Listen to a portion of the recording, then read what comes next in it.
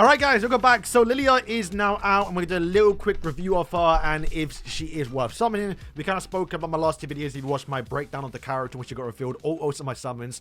But I do not think this will be a must summon or even a summon at all. This is clearly something that they're doing for a celebration. Definitely more of a collector's character that can age kind of well depending on how they want to design the 7 catastrophe characters. If you don't know or play Grand Cross on screen now, these are all of the 7 catastrophes that will come to the game at some point. And at least on Grand Cross, the 7 catastrophes, granted there's a few of them that don't really, they kind of go beyond that a little bit, but generally speaking they all are meant to work together. So very much like the full Sin team, you're gonna have the full catastrophe team, you have the full Archangel team maybe in the future, and if also like the full commandment team, this is gonna be like another archetype a little bit that we can play around with. But unfortunately, because the chances that we get like a limited like pitch black melee but for the catastrophes is not up there and probably won't happen, which means they will never get that broken tier character. And at least on Grand Cross, the OCs, despite them working together, they're never really a competent team. So we will have to wait and see how they age on Series Out of Adventure, but I will say her artwork is very cool. I really like the actual like this is just, yeah, so good. But yeah, let's break down the skills. So she is a green support character, albeit supports all roles in this game generally doesn't matter because melee's a DPS, but you might as well be a debuffer. Mon speed is a debuffer, but might as well be a DPS. We have Derriere, who is a DPS, but might also be a tank character. Like, it just generally doesn't matter. It depends on what stats they give them. And at least in, I guess, stat-wise, the attack is a little bit on the lower side. You're not really planning for it to be a DPS. HP and defense is kind of decent because I guess they planned that towards Derriere going towards her. So Derriere will be bullying her a little bit. Skill-wise, she is range. This is a little bit on the higher side, to be fair. Like, for like a multiplier, but like, you're not really relying on her being a DPS character.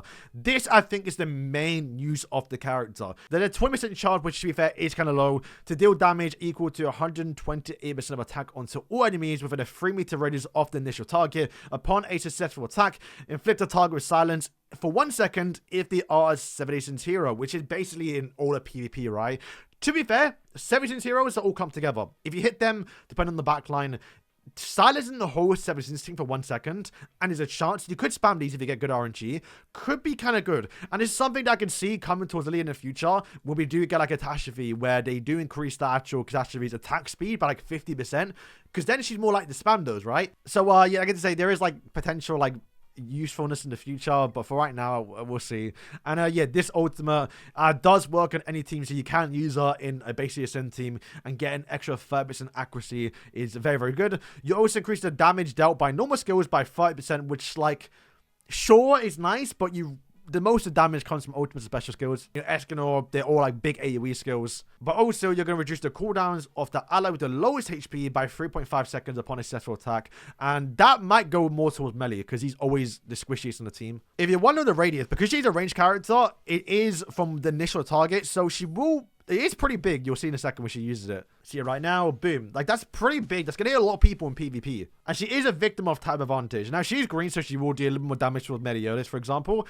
But you got to remember, right? There's no one buffing up greens on the team. Like, you have King who buffs up blues and Sin characters. Merlin that buffs up reds and also Sins as well. So you can still use, like, Derriere, for example. Well, like, there's no one buffing up greens, which is a little bit unfortunate. So green's definitely, like, the weakest attribute in the game right now, probably. We'll probably put her first. Yeah, why not? We want to see it, basically. Oh, so in terms of potential, we have given it accuracy because I do not plan for it to be a DPS character, and I just wanted to not miss. All right, let's just jump in. Once again, the biggest problem with PvP is, like, it's going to be hard to see what she's doing, but we'll see. So, boom, big ult there. Decent damage, considering that she's not really meant to be a DPS. But yeah, I mean, we're rinsing through them. Like, my melee has just gone towards a new awakening. I probably shouldn't have done it, but this was a low CC person. Okay, we got 10 G, let's try this one. But yeah, kind of my biggest problem right now is just in PP. Like, it's hard to see the impact, right?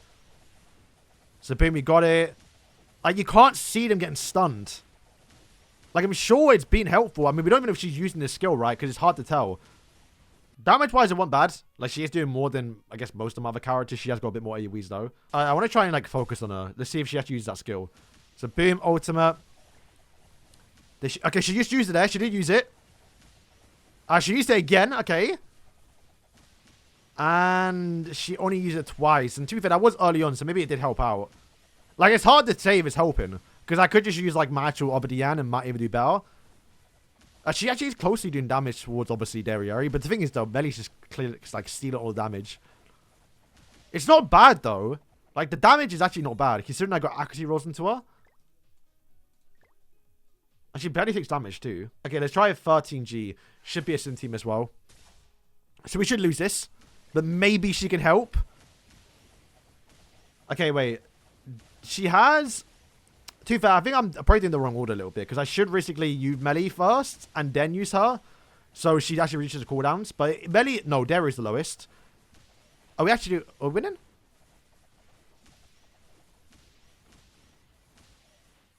Okay, we actually won. Huh. Did it help? Wow, true weaken in Barney King? Boom, we got the off. Let's try and... There's the AoE skill. Did it stop? See, I feel like it's impactful. We got it off again there. I don't know how I feel about it, man. Because, like, that 1 second silence literally could be helpful. We are winning people that are, like, lower level against. Like, that's kind of just the unfortunate thing about support characters. Kind of same for Elizabeth as well. Like, where you can see Derriere did almost nothing. Granted, she is obviously a low dupe level. But Elizabeth can stun that Derriere. It's probably the reason why ours didn't do too good. Because we were getting probably stunned by the other Elizabeth. But yeah, did she make a big difference? It's hard to tell. My big problem with her right now as well is that... What if we get Zeldris in 2 weeks? And it's a full, like, commandment team? You're not going to be countering sins when you have a full commandment team. Granted, people still use the actual melee because you might even buff up Meliodas. Maybe you don't want to bring Derriere. Okay, reset. Oh, I was about to say reset the melee's passive there. She's spamming those moves, to be fair, but it's not open when this guy is like obviously a lot more CC to me. Damage is okay, though. I don't know, man. I think she actually might be decent. It's hard to judge it, though, because you can't see the impact. Okay. AoE skills, we love that in Tower Trials. So let's see how well she does do here. We are going to be using her third right after the Monspeed. Do I need to use the heal first? Probably not, but let's just see. No sins here. So I guess I'm other than King. So like, we're only going to disable him for like 1 second. But let's see what damage she does do. Alright, you know what? Granted, I am using it before Escanor. Alright, you know what? That's not bad. That's actually really good. Considering she's 5-star, and she is doing... Granted, I think she took up all the damage before Escanor could use the ultimate, but, like, she has got some pretty big AoE skills, and I think, honestly, this might be her best use, is Tower Trials. I know we have Escanor and Monspeed, like, really good AoE damage dealers, and do we need another one? Maybe. Maybe. And I haven't even got attack rolls onto her as well. Maybe the Monspeed, and then followed by an actual... Yeah, bro, that's really good. Alright, let me swap out Escanor and the Lillia, because she's doing more, but I think that's because I'm allowing her to do more. Let's let Escanor ult first to see if she still competes with him. I mean, it depends, though, because I think she has got a bigger AoE damage than Escanor. Because there is a possible, like, Escanor, doesn't hit the people down below, where she will. I guess it is whoever does ultimate first, right? Because Escanor robbed all the damage. But still, that's impressive. She's actually impressive in this. Alright, Escanor ult did do a lot. She's keeping up a little bit. Well, SRS did a lot, too. Yeah, I mean, it's another good addition towards the green team for Tower Trials. That's actually, like, kind of surprised me a little bit here. But I think it's a little bit more RNG, though. I think the ultimate is very good, but, like, you got to rely a little bit on the 20% chance for the actual AoE skill. Honestly, it might be a must-have if you get her to use her in the actual Gold Dungeon farm, because the Gold Dungeon farm, I'm sure all of you know by now, but they progressively do get more evasion, so it's harder to hit them. So getting more accuracy means you're more likely not to miss, which then means you can constantly do more damage towards them. So with Gopher and her, Gopher's 12% accuracy buff does actually stack with the actual Star Force, so you do get, what, 42% actual accuracy buff?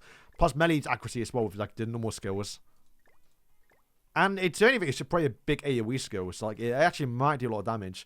Obviously, Medi is going to do way too much, so, you know, he's going to carry most of it, but let's see how much damage she can do as well. Can imagine it's all clumped up. Whoa! That did no damage. But did you see that, though? Look at the... How does that work? I wonder how that works. Is it everyone in the radius gets targeted?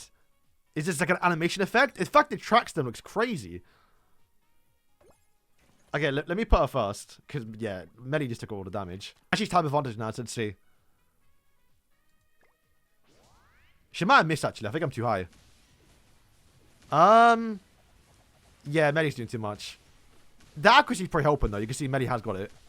It's not bad. I'm probably going to keep her on my team. Okay, I'm going to try around Init because you have got type advantage. However, though, we're going to be essentially replacing Gopher, which it may not be the best thing because you're only going to get the reduced cooldowns for one ally, and it's not your whole team. And you're also not getting the energy gain a little bit, so I don't think he's going to be better. We'll definitely try both Gopher and her, though. Let's see like who does the big difference. I guess we want to put her more or less towards the start, right? If they ever go down a road of having like more sim bosses, then maybe she might be alright. Alright, damage-wise, towards the bottom. Okay, not great. But the biggest thing is the accuracy buff, right? Which did we get? We have not got it on yet. I think it might have expired. She used it now. And it landed, so we got the accuracy buff. 79k. I mean, it's my best because I haven't done it any guild boss yet. Let me talk about Gopher. Let's see if Gopher's better. Because I think the reset on the energy. Yeah, 200. That's probably not my greatest. Let me just put Gopher in.